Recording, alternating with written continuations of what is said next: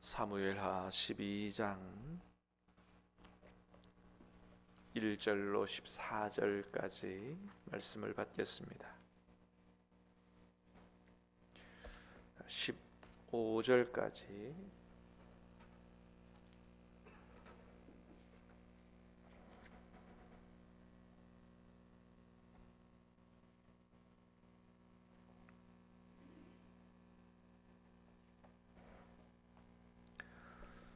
사무엘하 12장 1절로 15절까지 받겠습니다.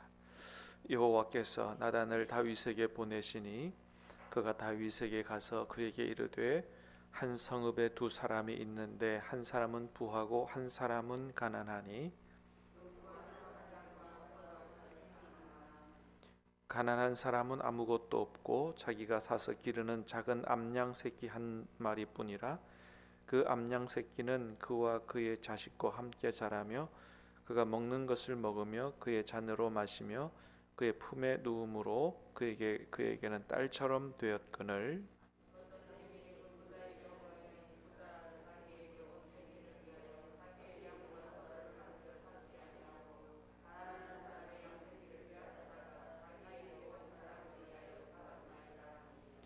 다윗이 그 사람으로 말미암아 노하여 나단에게 이르되 여호와의 살아계심을 두고 맹세하노니 이 일을 행한 그 사람은 마땅히 죽을 자라.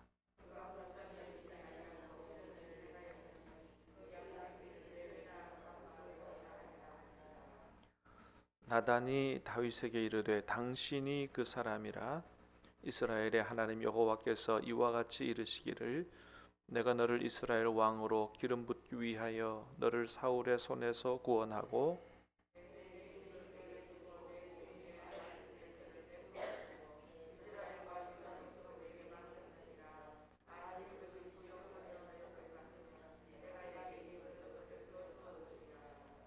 그러한데 어찌하여 내가 여호와의 말씀을 업신여기고 나보기에 악을 행하였느냐. 내가 칼로 햇사람 우리아를 치되 암몬 자손의 칼로 죽이고 그의 아내를 빼앗아 내 아내로 삼았도다.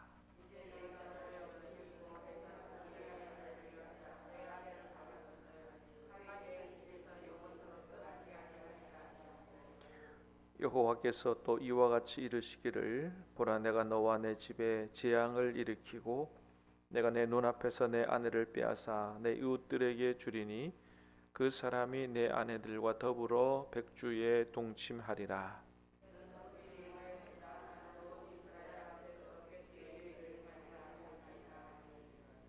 다윗이 나단에게 이르되 내가 여호와께 죄를 범하였노라 하매 나단이 다윗에게 말하되 여호와께서도 당신의 죄를 사하셨나니 당신이 죽지 아니하려니와.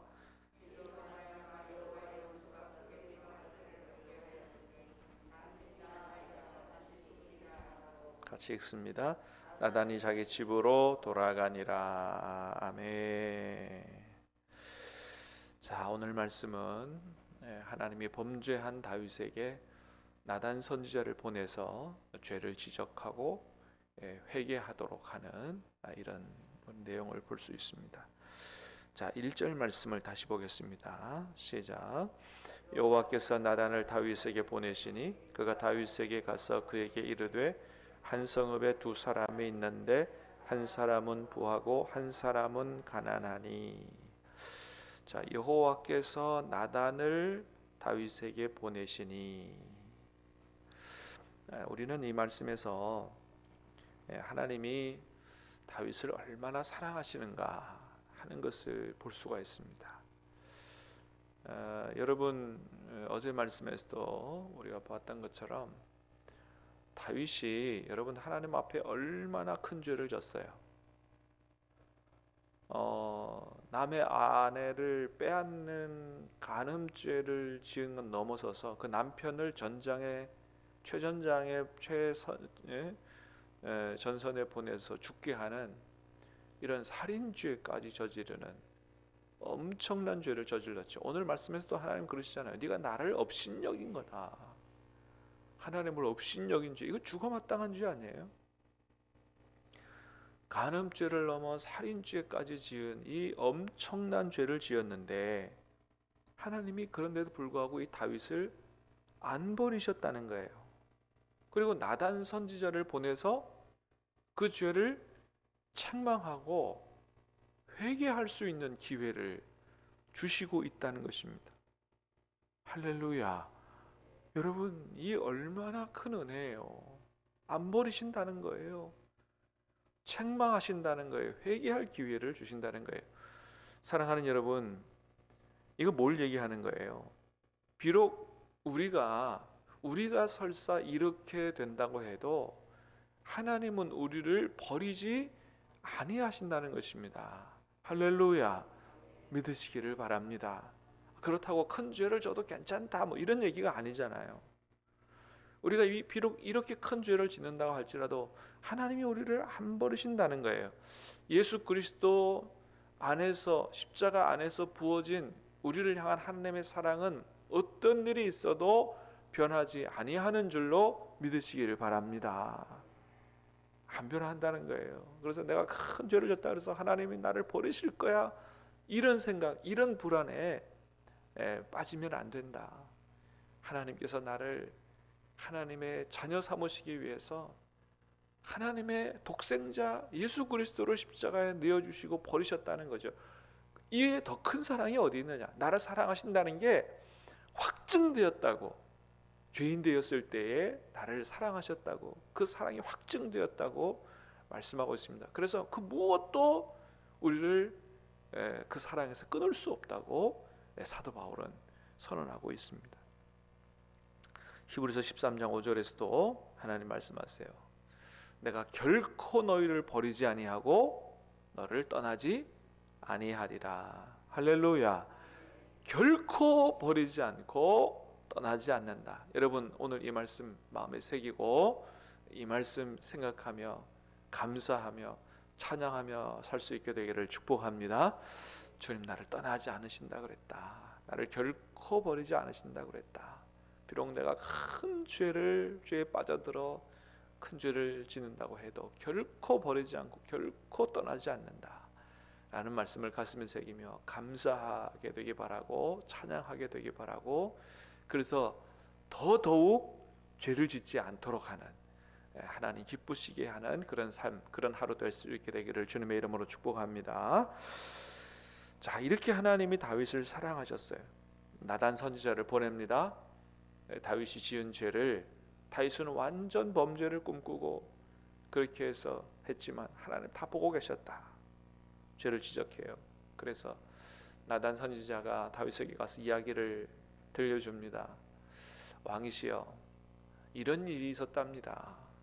어떤 동네에 아주 부잣집이 있고 아주 가난한 집이 있는데 이 부자가 자기 집에 얼마나 가축이 많은지 양과 소가 굉장히 많습니다.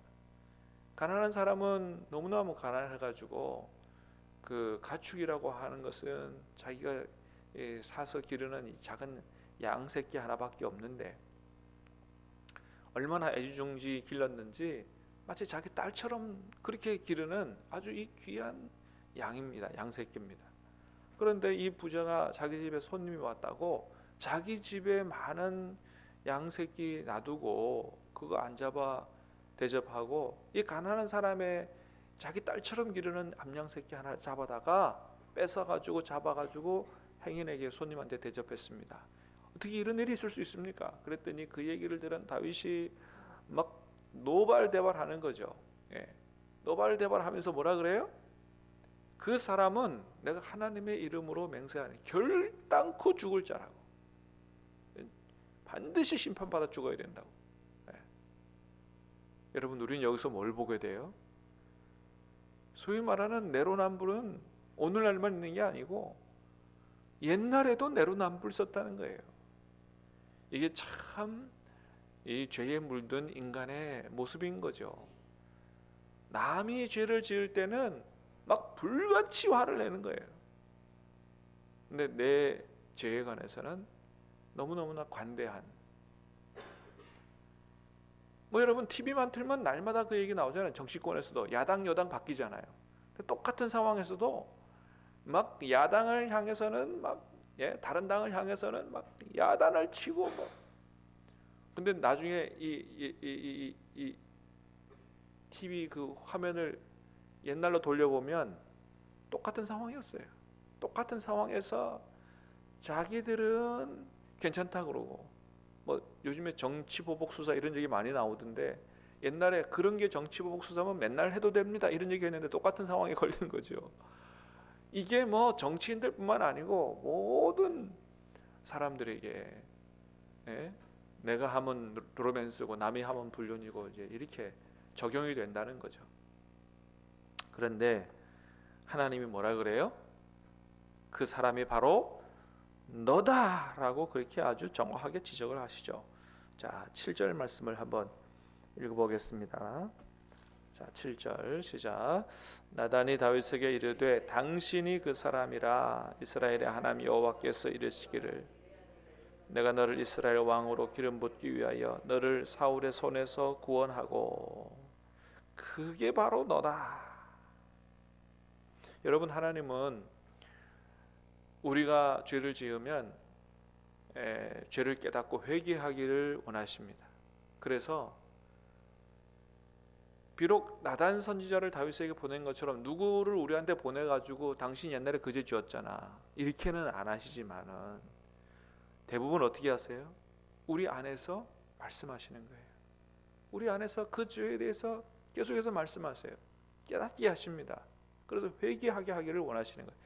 사랑하는 여러분, 우리 안에서 세미한 음성으로 말씀하시는, 아니 때로는 아주 크게 말씀하시는 그 하나님의 음성을 여러분 잘 들을 수 있게 되기를 주님의 이름으로 축복합니다. 그 음성을 듣고 그 하나님의 음성인 줄로 깨닫고 그걸 회개할 수 있어야 된다. 그런데 그 음성을 듣고도 끊임없이 부인하고 회개 안 하면 어떻게 돼요? 나중에 하나님의 보좌 앞에 갔을 때 그날에 우리의 죄가 다 드러나게 된다는 거죠.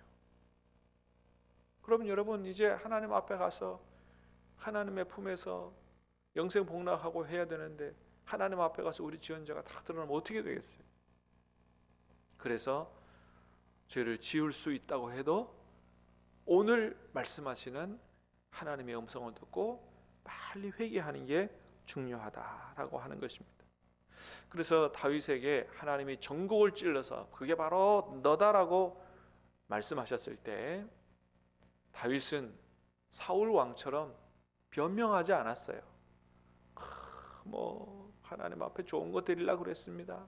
아니 내가 솔직히 말씀드렸는데 백성들이 원해 그렇게 해서 그래서 변명 안 했다는 거죠. 그 자리에서 무릎을 꿇고 하나님 앞에 자기 죄를 시인하면서 회개했다는 것입니다. 자, 13절 말씀 시작. 다윗이 나단에게 이르되 내가 여호와께 죄를 범하였노라 하매 나단이 다윗에게 말하되 여호와께서도 당신의 죄를 사하셨나니 당신이 죽지 아니하려니와. 보세요. 다윗이 하나님 앞에 내가 죄를 범했다고 자백을 하니까 곧바로 무슨 얘기를 하세요? 하나님이 당신의 죄를 사하셨다고. 당신이 그래서 죽지 않을 거라고. 여러분, 우리가 우리의 죄를 아주 그대로 인정하고 정말 통해 자복하며 하나님 앞에 회개할 때 하나님 우리의 죄를 곧바로 용서해 주시는 줄로 믿으시기를 바랍니다. 곧바로 용서해 주시는 거예요. 두고 보자 이렇게 안 하고 곧바로 용서해 주신다.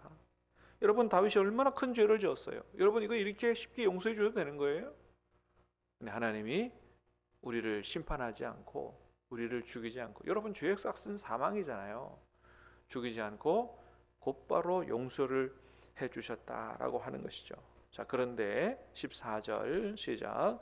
이 일로 말미암아 여호와의 원수가 크게 비방거리를 얻게 하였으니 당신이 낳은 아이가 반드시 죽으리이다 하고. 그런데 그 죄의 씨앗으로 뿌린 열매는 하나님이 대신 거두어 가신다. 그 아이를 거두어 가셨어요. 죄로 말미암아 뿌린 씨앗의 열매는 거두. 그래서 여러분, 우리는 죄를 지으면서 뭐를 얻으려고 하면 안 된다. 하나님이 그거 거두어 가신다라고 하는 거죠. 여러분, 아무리 많이 벌면 뭐해요? 거두어 가시면 끝나는데. 그래서 부정한 방법으로 죄를 지어서 뭔가를 얻으려고 하면 안 된다. 거두어 가신다는 거죠. 하나님이 8절에 그런 얘기도 하셨어요. 8절 한번 읽어보겠습니다. 시작. 내 주인의 집을 내게 주고 내 주인의 아내를 내 품에 두고 이스라엘과 유다 족속을 내게 맡겼느니라. 만일 그것이 부족하였을 것 같으면 내가 내게 이것저것을 더 주었으리라. 그렇습니다. 부족하였으면 이것저것을 더 주었으리. 여러분, 하나님은 더 주실 수 있는 분이신 줄로 믿습니다. 더 주실 수 있는 분이에요. 그래서 그 아들 솔로몬에게는 뭐라 그랬어요? 구하지도 아니한 부귀 영화를 하나님이 주셨잖아요. 지혜를 주십시오. 야, 네가 그렇게 기도하냐? 보통 왕들은 다 자기 원수 멸하기를 기도하고 장수하기를 기도하고, 너 그거 안 구하고 어떻게 하나님 내게 맡기신 백성을 지혜롭게 잘 다스릴 수 있도록 해달라고 그렇게 기도하냐? 내가 감동이 된다. 네가 구하지 아니한 부와 귀 영화를 너에게 주고 너와 같은 왕이 일어남이 없도록 하시겠다고 엄청나게 축복하셨던 것을 기억합니다. 그렇습니다. 여러분, 얼마든지 더 주실 수 있는 하나님이다. 구하는 꼭 구해야만 주시는 분도 아니다 말이죠. 하나님께서 기뻐하시는 기도 드릴 수 있다면 하나님이 구하지 아니하는 것까지 주시는 하나님이시다. 그래서 죄를 지어서 뭔가를 얻으려고 하지 말아야 된다. 꾸짖지 아니하시고 후히 주시는 하나님 앞에 지혜로부터 무엇이든지 우리가 구해서 얻을 수 있다라고 하는 것입니다. 자, 10절에서 12절까지도 한번 읽어보겠습니다. 10절에서 12절 시작.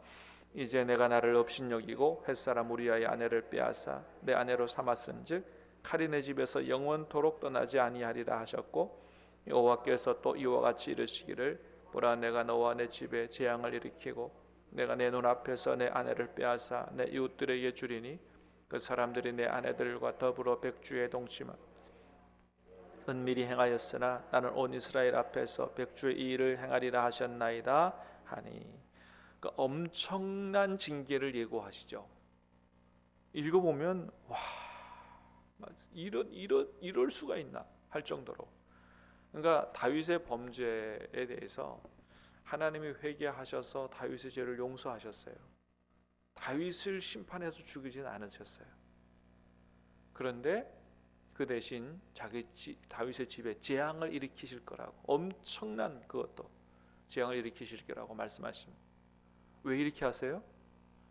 정말 다윗에게 아주 따끔한, 아주 굉장히 무서운 회초리를 드는 거죠. 왜요? 다시는 동일한 범죄를 짓지 말라고. 여러분, 이렇게 한번 따끔하게 안 하면 왕이기 때문에 그때 왕은 절대 권력이고 똑같은 죄를 또 지을 수 있어요. 절대 그렇게 하는 일이 없도록 아주 하나님의 무서운 회초리를 드시는 것이죠. 근데 여러분, 우리에게도 그렇게 하실 수 있어요. 근데 우리가 죄를 짓는 족족 하나님이 회초리를 들어서 그러지는 않으세요. 그러면 나만 알 사람이 어디 있겠어요? 우리 경험상으로도 그렇잖아요. 죄를 짓는다고 하나님이 족족 우리를 무슨 교통사고로 때리시고 무슨 질병으로 때리시고 그렇게 안 하시잖아요. 그렇게 해서 살아남을 사람이 없는 거죠. 그런데 하나님이 딱 마음을 먹으시고 안 되겠다, 그냥 못 지나가겠다 하면 따끔한 회초리를 드시는 거죠. 우리는 그걸 경호하게 잘 받을 수 있어야 된다. 그리고 하나님 앞에 진정으로 회개하고, 회개는 누가 그랬어요? 한 번에 자기의 죄에 대한 뉘우침이 아니다. 그 죄를 죄를 짓지 않기 위한 삶의 과정이 진짜 회개다 그랬어요. 맞는 말이에요. 진짜 그 죄에서 돌이키는 과정이 회개인 거지, 죄송합니다, 잘못했습니다, 입술의 한 번의 기도가 진짜 회개가 아니다 라고 하는 것입니다. 여러분, 하나님께서 죄를 지을 때마다 회초리를 드시는 건 아니지만 그렇다고 괜찮네 절대 생각하면 안 된다. 하나님께서 오래 참으시고 기다리시는 거다라는 사실을 기억하고 우리 안에 계신 주님을 죄로 말미암아 근심하게 하지 않고 하나님의 뜻을 따라 살고 성령의 인도를 따라 살아 오늘 하루도 하나님을 기쁘시게 해드리는 복된 한 날 될 수 있게 되기를 주님의 이름으로 축복합니다. 기도하겠습니다. 은혜로우신 주님 감사합니다.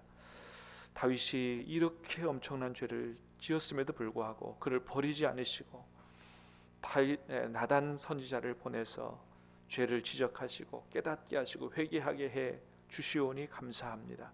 아버지 하나님, 이 놀라운 사랑이 바로 우리를 향한 사랑인 줄로 믿습니다. 아버지 하나님, 어떠한 큰 죄를 지었다 할지라도 내가 하나님 앞에 버림받지 않고 하나님이 나를 떠나지 않는다는 그 확실한 믿음을 갖고 살게 해주시고, 하나님 죄를 지었을 때 또 하나님 깨닫게 하실 때 진심으로 통회자복하고 회개하고 아버지 그 죄를 다시는 짓지 않도록 하나님이 우리를 도와주시옵기를 간절히 간구하고 원합니다. 오늘 하루도 수많은 마귀들이 우리에게 와서 우리를 유혹할 터인데 하나님 죄와 싸워 승리할 수 있도록 도와주시고 오직 하나님을 기쁘시게 하는 그런 한 날로 살아갈 수 있도록 우리의 삶을 인도하여 주시옵소서. 예수님 이름으로 감사하며 기도하옵나이다. 아멘.